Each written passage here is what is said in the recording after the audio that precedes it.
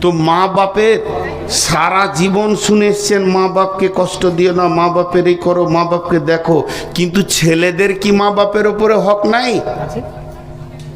জি ভাই আছে, তিনটি হক আছে। আল্লাহর নবী বলছেন প্রত্যেকটি সন্তান সন্ততি তার মা বাপের কাছে তিনটে জিনিস পাবে। যদি তিনটে জিনিস মা বাপ ঠিক মতো সন্তানকে না দেয়, তাহলে মা বাপকে ব্যথা দিলে যে জাহান্নামে যাবে সন্তান, হক আদায় না করলে সন্তানের বাপ মাকে সে জাহান্নাম দেখতে হবে, আমার রব ছাড়বেন না। এক নম্বর হলো ভালো নাম রাখা।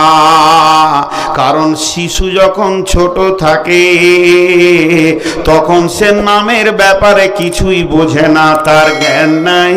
নামটা যদি ঠিক মতো না রাখতে পারে তাহলে জেনে নেন ওই বাপ মা বাপ কিয়ামতের মাঠে জবাব দিতে হবে।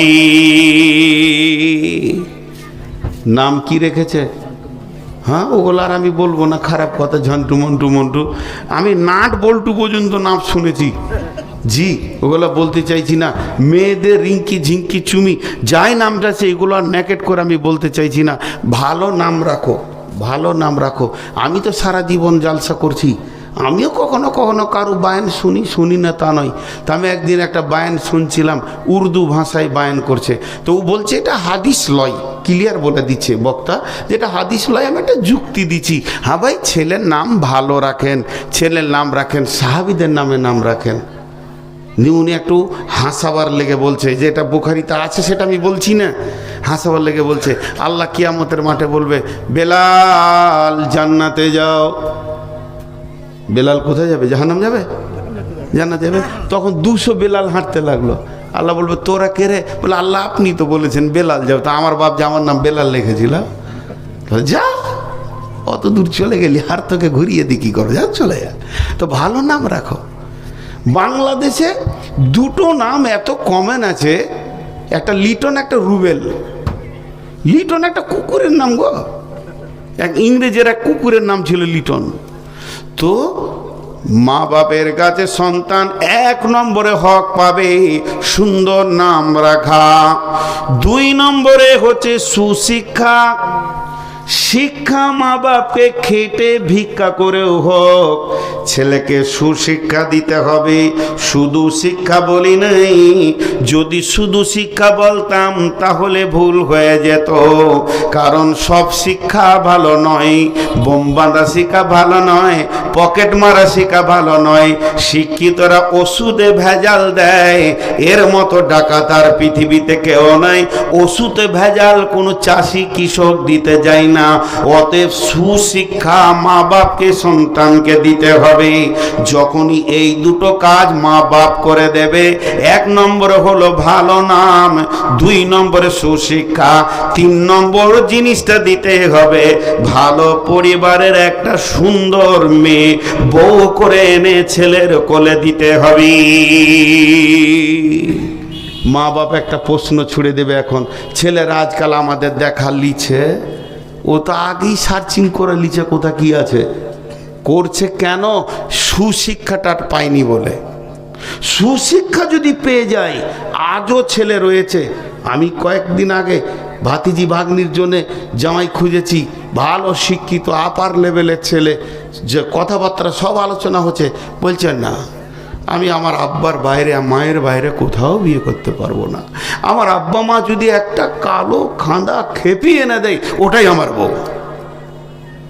দায়িত্ব তাদের আছে শরীয়ত থেকে।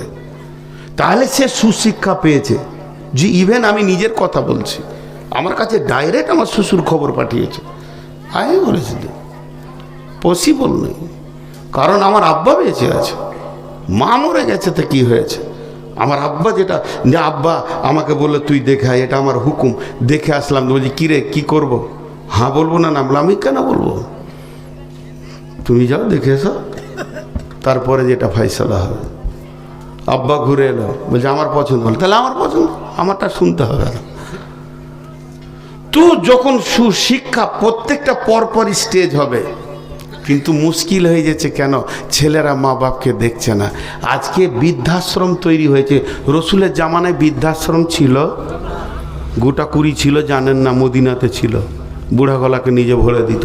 মা বাপের খিদমত করবে না, এর জন্য বৃদ্ধাশ্রম তৈরি হয়ে গেছে, সেখানে ভরে দিচ্ছে, মা বাপ কাঁদছে।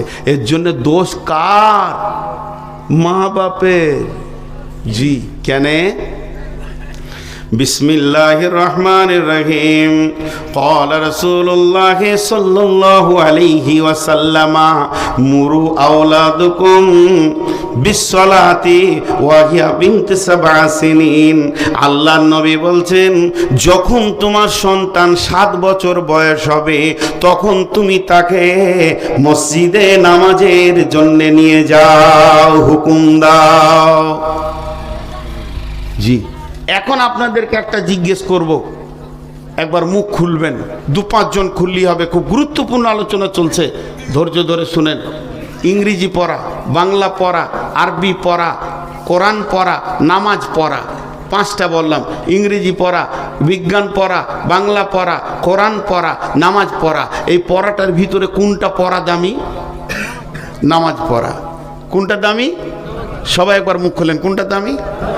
ওই নামাজটা কোন বয়সে পড়তে বলছে? তাহলে 6 বছর 11 মাস 29 দিন ছুটি।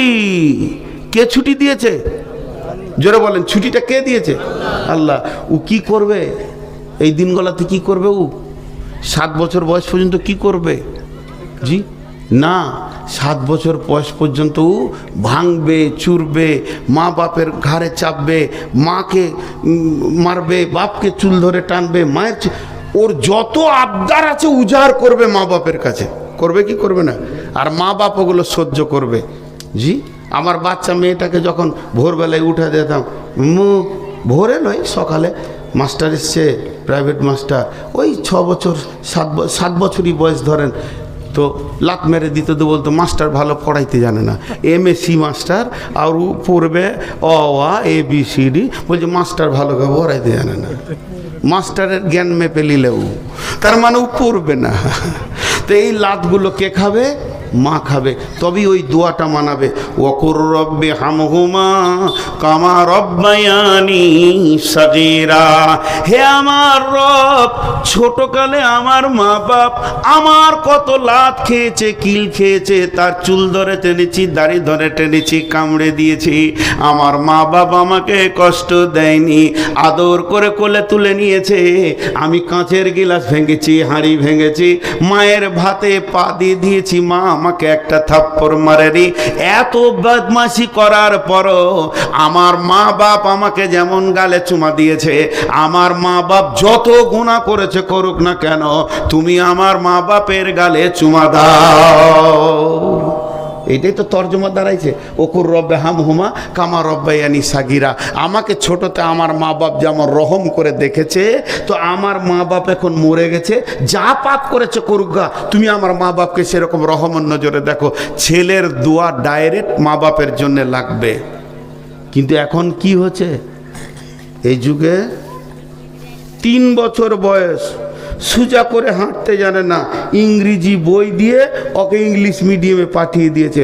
মন চাইছে না, তারপরও কষ্ট করে গাড়ি করে নিয়ে যে খাঁচাই ভরে দিলে, থাক ওখানে। এবার ভাড়াটিয়া দিদুমুনি টাকা পয়সা পর রে একবার থাপ্পড় মারছে, একবার গায়ে হাত বোলাচ্ছে, একবার খেলাচ্ছে, একবার বল খেলাচ্ছে। ওগুলো কে? নিজের মা বাপ না ভাড়াটিয়া? তো ছোটতে যদি ও ভাড়াটিয়ার কাছে থাকে, তাহলে বুড়িয়ে গেলে ওরাও ভাড়াটিয়ার কাছে থাকবে। দোয়া তো মিলে গেছে গো। তুই ছোটতে আমার লাত খাস নিয়ে, বুড়াতে তুই যা ভাড়াটিয়ার কাছে, আমাকে পয়সা দিয়ে তুই পাঠিয়ে দিয়েছিলি সকাল সন্ধ্যা বিরক্ত করব বলে, খাঁচা করে ইংলিশ মিডিয়ামে। 7 বছর আমার রসুল ছুটি দিয়ে দিয়েছে, আমার আল্লাহ ছুটি দিয়েছে, তোর কাছে ছুটি পাই নাই। তোর দিলে রহম ছিল না, 5 বছরে ধরে নিয়েছে, ভরে দিলি, গুটিয়ে ডাক্তার করবি। এখন ডাক্তার হয়েছি, তোর পেচ্ছাপ পায়খানা দেখবো না, তুইও ভাড়াটিয়ার কাছে যা। ঠিক চলছে, চলুক। কারণ কোথা লিক হয়েছে এটা আগে মারতে হবে, কেন এই জিনিসগুলো হচ্ছে। তাহলে মা বাপের কয়টা দায়িত্ব থাকলো? 3টে। কয়টা দায়িত্ব থাকলো? পানি খালি ফুল হয়ে গেছে কেন গো? না, আমি তো পেঁয়াজের জন্য খাই না, আমার সুগার 400-র ওপরে। দোয়া করেন কালকেই যেন মরে যায়। তো এই সুগার এত বেশি যে জিভটা আটকে স্লিপ করার জন্য 1 ফোঁটা 2 ফোঁটা লি। তো দেখেন নিলাম। আবার কেউ কেউ গরম পানি এনে দেয়। আমি বলি ওরে ভাই, ওটা তো জাহান্নামের খাবার রে ভাই, গরম পানি কেন দাও? তাহলে অঙ্কগুলো দেখেন, মা বাপের কাছে সন্তান 3টে পাবে। 1 নম্বরে ভালো নাম, 2 নম্বরে সুশিক্ষা, 3 নম্বরে সুন্দরী ভালো নেককার পরেশগার বিবি। এই 3টে জিনিস মা বাপ দিয়ে খালাস পেয়ে যাবে। তারপরে আমার নবী বলছেন, রে আমার উম্মত, যদিও তোমার মা ত্রুটি করেছে, আব্বা করেছে, এর জন্য তুমিও খারাপ হবে তা হতে যেও না। ওয়ালা তাওয়াক্কান না ওয়ালিদাইকা, মা বাপকে ধুমকে কথা বলিও না, ঝিড়কে কথা বলিও না, উঁচু স্বরে কথা বলিও না, মলিন মিষ্টি কথা বলবে, নরম ভদ্র কথা বলবে। তাতে কি হবে? আমার আল্লাহ রাজি হয়ে যাবে। আনতা খরজা মিন আহলিকা ওয়া মালিকা, যদিও তোমাকে বলে ওয়াইন আমারাকা, তুমি এক্ষুনি বাড়ি থেকে বের হয়ে যাও, তুমি সঙ্গে সঙ্গে বের হয়ে যাবে। কেন যাব এ কথা মা বাপকে বলবে না। জি, মা বাপকে কেন যাব এ কথা বলবে না? আমরা জানি না। মা বাপ আজীব জিনিস। কিন্তু পৃথিবীতে মহিলা নামে একটা প্রাণী আল্লাহ পাঠিয়েছে। পৃথিবীর সব থেকে খতরনাক জিনিস কি? মেয়ে। তার থেকে খতরনাক কি? তাকে ছাড়া চলে না। না জি, তাকে ছাড়া চলে না। তো মেয়ে ছেলে এমন জিনিস, তো সেই মেয়ের আশকতায় পড়ে মা বাপকে কষ্ট দিও না। আবার মা বাপের বেশি অনুগত হতে গিয়ে বিবিকে খালি পিটে যেও না, সেটাও মানা আছে। তাহলে কি করতে হবে? মা বাপকেও শান্তিতে রাখতে হবে, বিবিকেও শান্তিতে রাখতে হবে। পৃথিবীতে মেয়েরা মেয়েদেরকে কষ্ট দেয়, পুরুষেরা মেয়েদেরকে কষ্ট দেয় না। একটা বউকে জ্বালায় কে? তার নন্দে শাশুড়িতে জ্বালায়, শ্বশুর দেওয়ার জ্বালাইতে যায় না, মাথা দিতে যায় না। সব সময় পিছে লেগে আছে খিটখিট করে। তোর বাপ দিয়েছিল, বাস। বড় বহুটা দেখতো 2টা খাটলি এসছে, হ্যাঁ, বড় বহুটাকে ঘন ঘন শাশুড়ি ডাকবাকে রাখারবে না। এই যে নানা ধরনের ওদের জ্বালানোর কৌশল আছে। কিন্তু তুমি তোমার স্ত্রীকে কোলে ভোলে রাখো, মহব্বত করো, ভালোবাসা দাও। পৃথিবীতে প্রথম স্ত্রী এসেছে, তারপরে মা এসেছে। অতএব মা স্ত্রী এসেছে, হাওয়া এসেছে, আদমের স্ত্রী, তারপরে মা বাপ এসেছে, ভালোবাসা দাও। তো এই জায়গাগুলো তোমাকে কন্ট্রোল করতে হবে। তো একটুকু নাটকও করতে হবে, না করলে হবে না। বাজার থেকে বাড়ি এসছেন, মা কাঁদছে, বিবিও কাঁদছে, এবার কি করবেন? একদিকে বউ, একদিকে মা। তো আপনি তো পুরুষ, এটা ভুলে গেছেন নাকি? নাটক আপনার কাছে নাই? আছে। সিরিয়াল দেখেন নাই? আছে। কিন্তু এগুলো ভুলে গেছি। একটা ঘরে সাপ ঢুকে গেছে, বড় সাপ। তখন স্বামী স্ত্রীতে আছে, তো আর স্বামীটা বলছে ওর বিবিকে, একটা বেটা ছেলে ডাকতো, বেটা ছেলে ডাকতো, মারতে হবে। তো আর স্বামীটা, ওর স্ত্রীটা বলছে, তুমিই তো বেটা ছেলে। ও আমি ভুলে গেছি, লাঠি লাই তো। সাপ দেখে ওই যে বেটা ছেলে ওটা ভুলে গেছে। শালা বউ দেখেছে, তা ওই যে বেটা ছেলে ওটা ভুলে গেছে। হ্যাঁ, যখন ওর বিবিটা বলছে, তুমি যে বেটা ছেলে গো, তো ও লাঠি লিয়াই, তাহলে আমি মারবো। আহা, কি দুঃখর কথা কোথা রাখি। তো বিবি কাঁদছে, মাও কাঁদছে। বিবি কাঁদছে, মা কাঁদছে। চট করে বিবি ঘাড়ে ধরেলেন, হাতে ধরেলেন। ওর গায়ে হাত দিতে তো আপনার কোনো অসুবিধা নাই। আর দাঁতটাকে খিটিমিটি করে বল, তোকে দেখছি দা, তোর খুব বাড়াবাড়ি চলছে, মাকে কষ্ট দাও। এই বলে তাকে ধাক্কা মেরে নিয়ে ঘরের ভিতরে ভরেন, আর একটা বড় লাঠি নেন, 2 গজ 1 গজের লাঠি মোটা, আর দরজাটা লাগিয়ে দিয়ে দুমদাম করে 10টা লাঠি মারেন।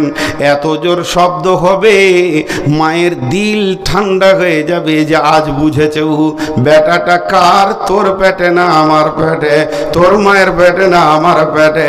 এ তো দিল খোশ হয়ে যাবে, কিন্তু লাঠিগুলো পড়ছে বালিশে, বাইরে থেকে বুঝছে না। লাঠি যখন বালিশে পড়ছে, ইয়ার কলজে ঠান্ডা হয়ে গেল। বিবি তখন ভিতরে হাসছে, বলছে খেপি তোকে মারতে পারি রে, 4-5টা খালি চুমাই খেলে ওকে, 10 লাঠিতে চুমা খেয়েছে ওকে। বিবি দেখছে এমন স্বামী জীবনে কারো হবে না। তোকে বলছে দেখ, যতদিন বেঁচে আছে বুড়ি মানুষ, কষ্ট দিস না গে, একটু মুখটা ভারী করে করে বার হতো।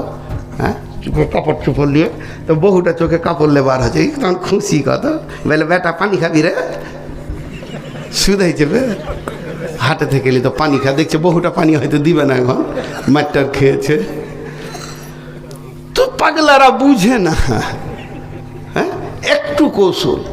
আল্লাহর নবী বলে দিয়েছেন, খবরদার না, মা বাপকে কষ্ট দিও না।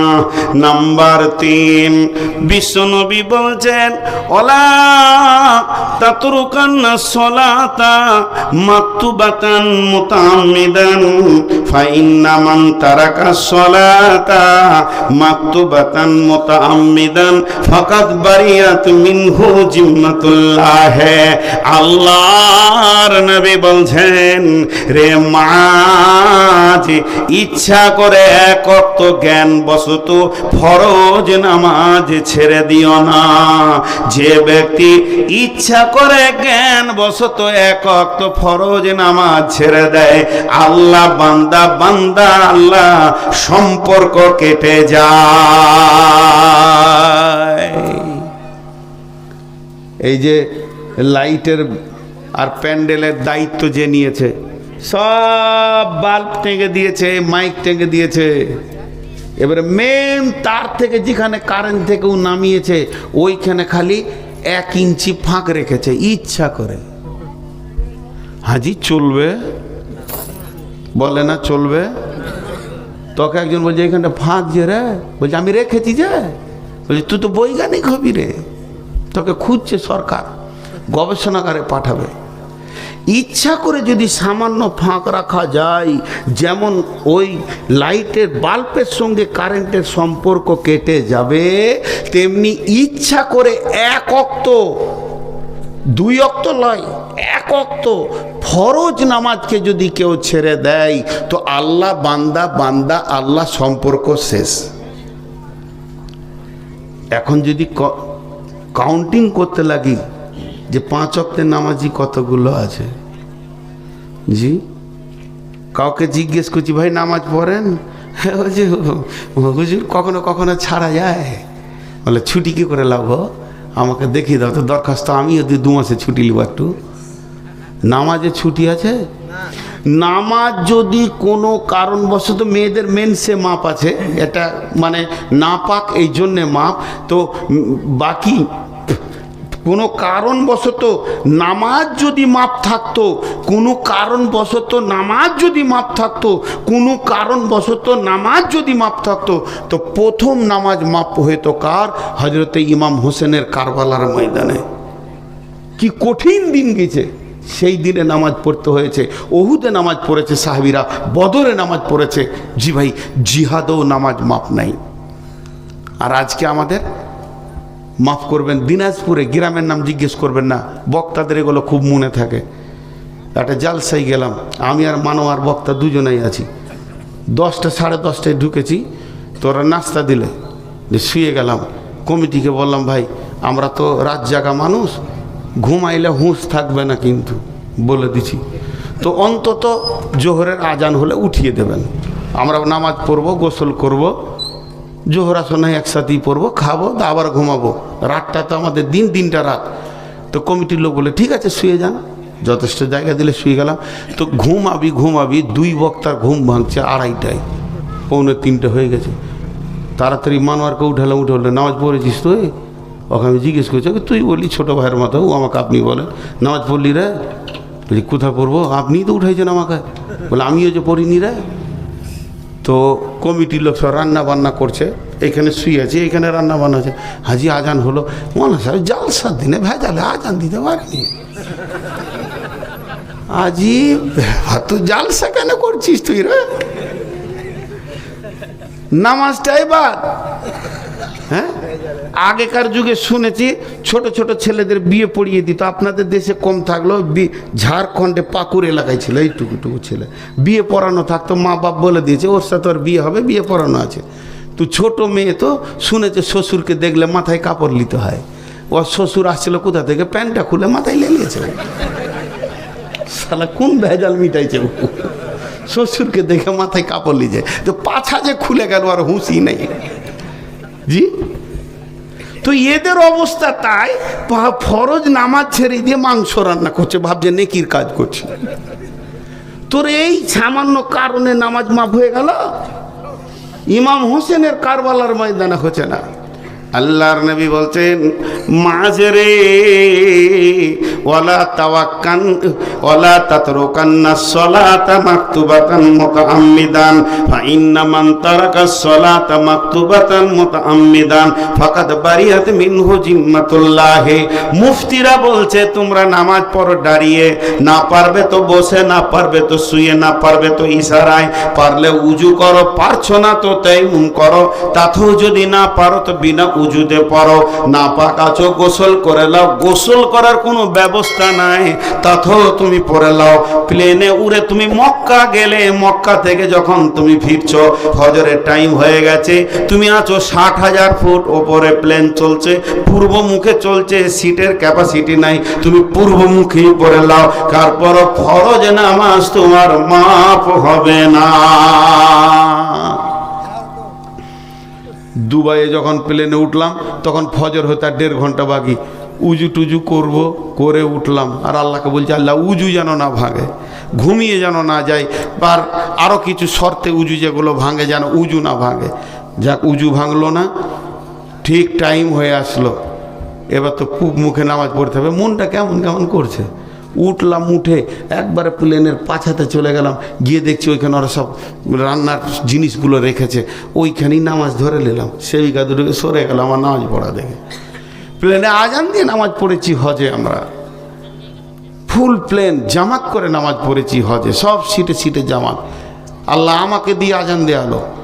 জি, আমার চাচা বলছে ওঠ আজান দে, এসার টাইম হয়ে গেছে। তখন 67,000 ফুট ওপরে আছি, আজান দিয়ে দিলাম, গোটা প্লেন শুনতে পেয়েছে যে আজান হয়েছে। জামাত হবে জি, সব উজু করে লাও, তায়াম্মুম করে লাও, উজু না আছে তো সব রেডি হয়ে গেল, সামনে আমাকে তুই ইমামতি কর। তো নামাজ মাপ নাই। জি, বিশ্ব নবী নবী হয়েও নামাজের মাপ পায়নি, আপনি আমি কি পাবো? সকলে একবার যদি হাতটা তুলেন তো আজকে জালসাটা কামিয়াব হয়ে যাবে। যতগুলি লোক বসে আছেন, টাকা কালেকশন যা হয়েছে হয়েছে, আমি 2টা মুসল্লি কালেকশন করব, বলেন আর জ্ঞানবশত নামাজ ছাড়বো না। সকলে হাত তুলেন, হাত তুলেন, আল্লাহর রাস্তায় বলছি, বলেন আর জ্ঞানবশত নামাজ ছাড়বো না। নিজের মুখে বলেন, আল্লাহ খুশি হবে, আর জ্ঞানবশত নামাজ ছাড়বো না। হাত নামান। মাশাআল্লাহ, আমি একটা দোয়া দিচ্ছি, জোরে আমিন বলবেন। এই আল্লাহ, যতগুলি লোক হাত তুলেছিল এরা পূর্বে যত নামাজ পড়েনি, তুমি আল্লাহ মাফ করে দাও, আর নামাজ ছাড়িয়েন না। এত কত পয়েন্ট। নামাজ কি জানেন? আল্লাহ বান্দা বান্দা আল্লাহ কথা হয়, নামাজে কথা হয় গো, গল্প হয় আল্লাহর সঙ্গে বান্দার। নাম্বার 4, বিশ্বনবী বলছেন মাঝরে ওয়ালা তাশরিবান্নাল খামরা, খবরদার মদ পান করিও না।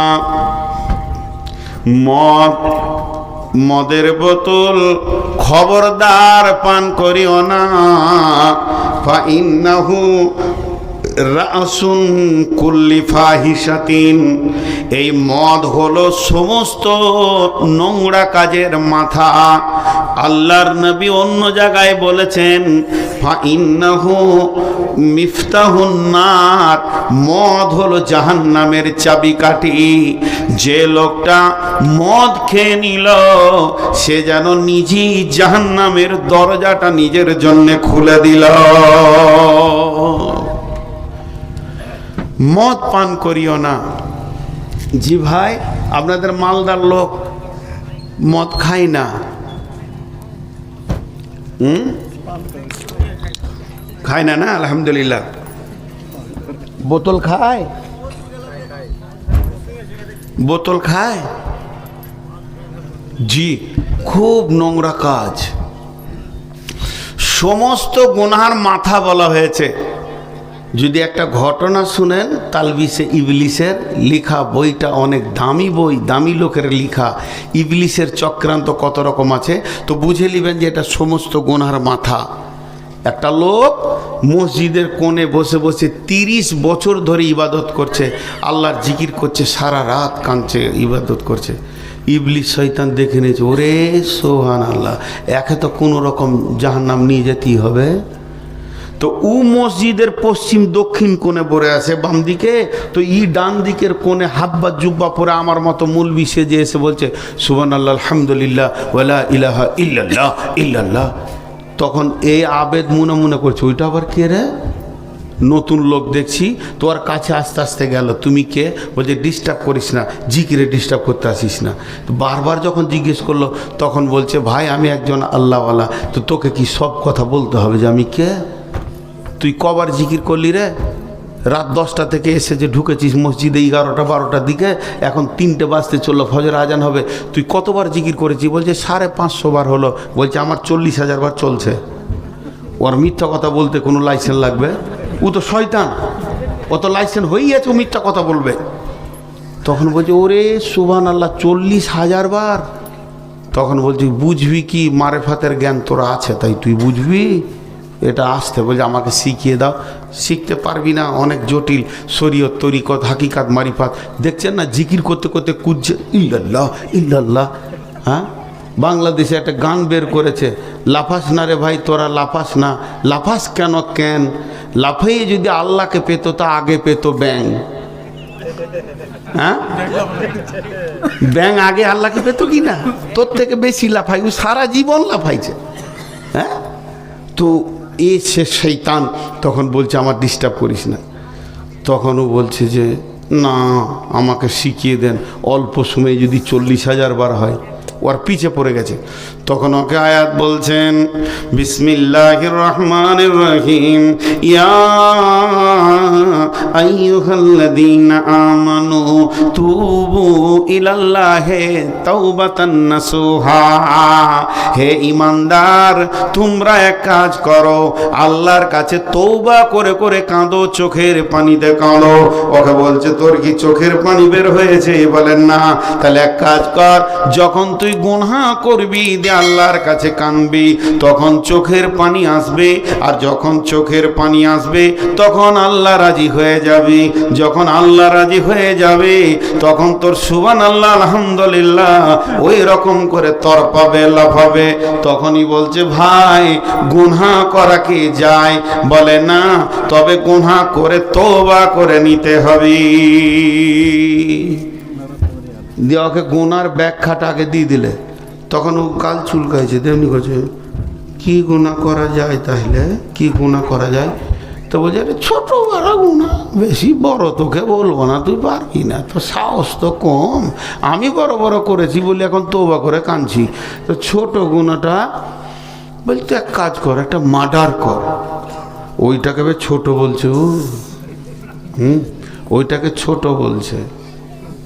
তাহলে ও গুনাহ করলে কত করে? তখন এই আবেদ বলছে এরি সুবহানাল্লাহ ইন্না লিল্লাহ, এত বড় কাজ আমার দ্বারা হবে না। বলছে ভাগ তুই। চলে গেল। খানিক পর বলছে না আর একবার যাই, যদি ছোট কিছু গুনাহ থাকে। আবার এসে বলছে হুজুর শিখিয়ে দেবেন না?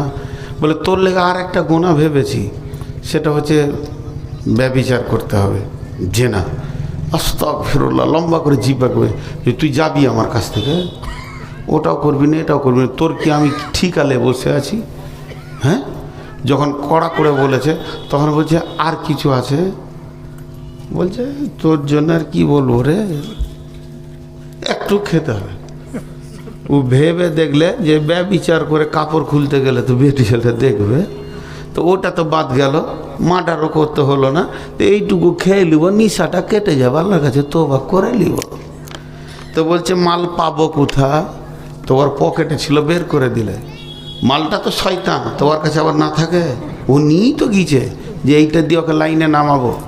এরপরে চলে গেল, যখনই ঢক ঢক ঢক ঢক করে মদ পান করে নিয়েছে, আবেদের তখন মাথা চক্কর দিতে শুরু করেছে, কামের রিপুগুলি সব যেন সতেজ হয়ে গেছে, পাগলার মতো মসজিদের ভিতরে রাত্রি 2:45 পাগলামি করছে। এমন সময় তার সেক্স ক্ষমতা এত বেড়ে গেছে, শুধু মহিলা খুঁজছে। ঠিক এমন সময় আবেদের কাছে ওই জিন বেঈমান ইবলিস শয়তান 7 ভাইয়ের একটা সুন্দরী বোন ছিল, 7 ভাইয়ের ডাকাত, তাদের একটা সুন্দরী বোন ছিল। অতি সুন্দরী বোনটাকে বিছানা থেকে তুলে নিয়েছে, আবেদের সামনে কাপড়গুলোকে টেনে নাঙ্গা করে দিল। আবেদ নিজেকে আর সামালতে পারল না, ওই মেয়েটাকে নিয়ে মসজিদে পড়ে গেল। মসজিদ নাপাক হয়ে গেল, মদের নিশা কেটে গেল। এরপরে আবেদকে বলছে শয়তান যে দেখ তুই যার সঙ্গে ব্যভিচার করেছিস সেটা কে, সেটা হলো অমুক ডাকাতের একমাত্র বোন। এখন যদি তোকে বাঁচতে হয় মেয়েটাকে কেটে ফেলে দিতে হবে, এই মেয়েটি যদি বেঁচে থাকে ভাইদেরকে বলে দেবে। ও দেখছে তাও তো বটে, বলে একা কাটবো কি করে, বলছে আমি ধরছি তুই কাট। ওই ধরে নিল আর আবেদ মেয়েটাকে কেটে দিল। যখনই মার্ডার হয়ে গেল সঙ্গে সঙ্গে নিয়ে লাশটাকে নদীর ধারে একটা নরম জায়গায় পুঁতে দিল। পুঁতে দেওয়ার পর ওই শয়তান আবার গিয়ে ওদের ভাইদের দরজায় 3টে সময় ধাক্কা দিয়ে তুলছে আর বলছে পাগলের দল ওঠ, তোদের বোন আজ রাতে মার্ডার হয়ে গেছে। 7 ভাই উঠে দেখছে বিছানায় বোন নাই, খোঁজ খোঁজ খোঁজ খোঁজ বোন কোথা, বলে দেখ গা নদীর ধারে নরম মাটিতে পোঁতা আছে। লাশটা বেরিয়ে গেল, লাশ দেখে 7 ভাইয়ের রক্ত মাথায় চেপে গেল, খুন মাথায় চেপে গেল, আর সামালতে পারে না। কে করেছে কাজ, কে করেছে, বোনকে ব্যভিচার করে তাকে মার্ডার করেছে। শয়তান বলে দিল মসজিদে যে আবেদ থাকে, দৌড়ে গিয়ে 2টা বাড়ি যেই মেরেছে অনর্গল সত্য কথা বলে দিল। তারপরে 7 ভাই তাকে মার্ডার করে দিল। ও কি কি কাজ করলো, মার্ডার করলো, ব্যভিচার করলো, মদ পান করলো, মসজিদকে নাপাক করলো, শেষ মতে নাপাক হালাতে কবরে গেল। শয়তান তাকে প্রথম গুনাহ করাতে পারেনি, যখনই তার পেটের ভিতরে মাল ভরে দিয়েছে সমস্ত গুনাহগুলো তার আসান হয়ে গেছে এবং জাহান্নামের চাবিটাও সে খুলে দিয়েছে।